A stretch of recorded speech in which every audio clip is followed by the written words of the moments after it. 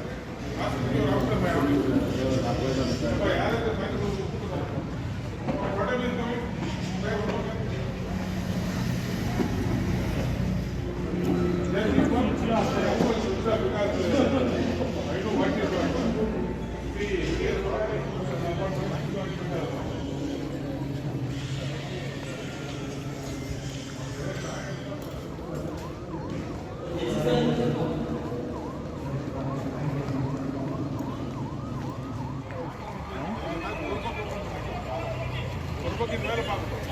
அதுக்கப்புறம் இந்த பக்கம் எப்போ விளையாட்டுங்க மாநாடு போனாலும் திரும்ப வராது. அதான் சார் ரொம்ப மாதம் எனக்கு ரொம்ப நம்புறாங்க.